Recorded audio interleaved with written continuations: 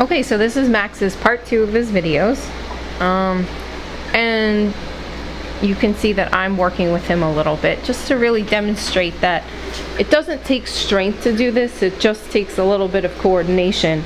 And Max is a little bit of a difficult dog because he's very strong.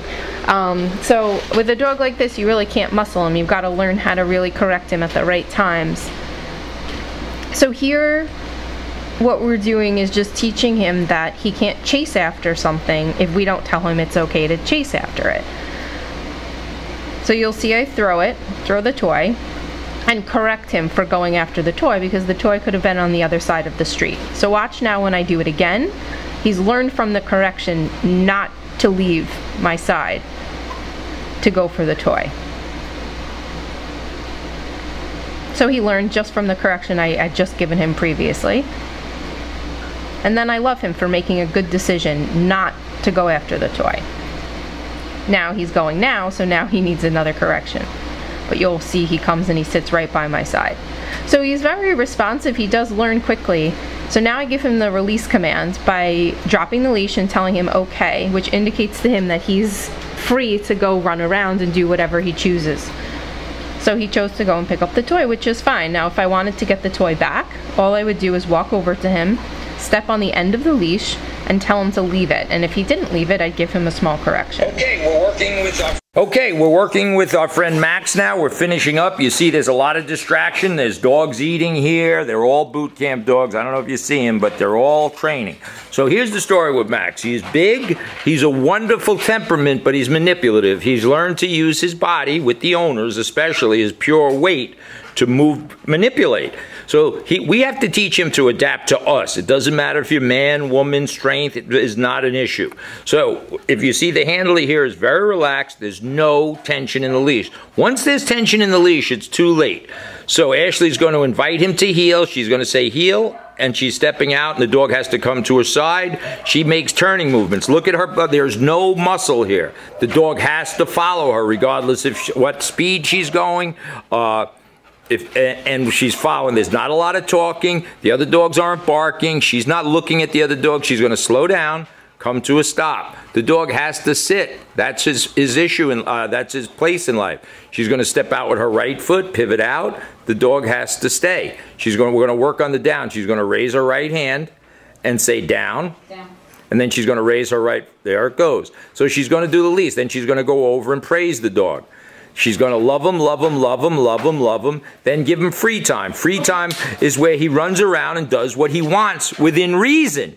He can't harass the other dogs, so he did, so he gets corrected. She picked up the leash. That's a wonderful thing to see. And then Ashley's just going to go against the wall there, get low, and we'll see what happens. And then the dog comes. There's not a lot of talking.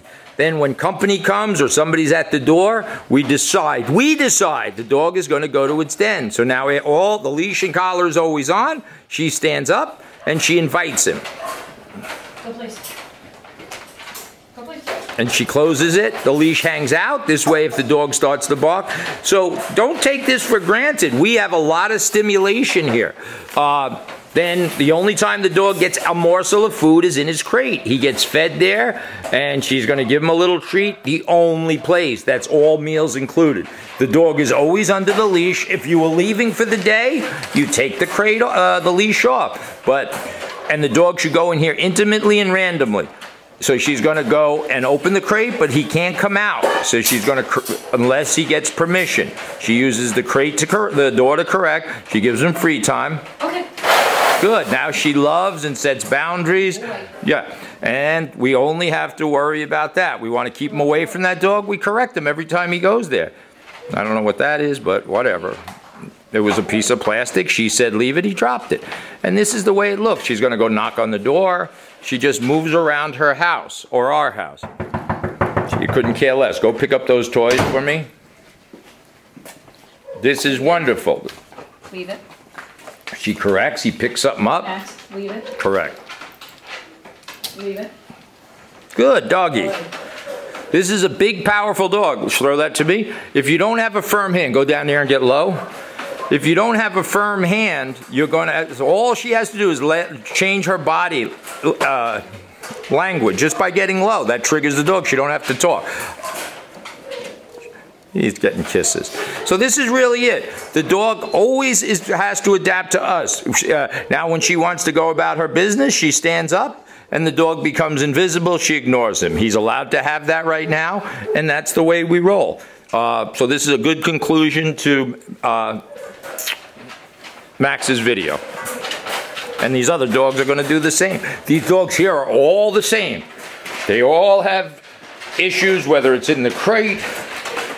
They're all happy though. So Max is a happy-go-lucky good doggy. Yeah, yeah, yeah, yeah, yeah. Yeah, yeah, yeah, yeah. Yeah.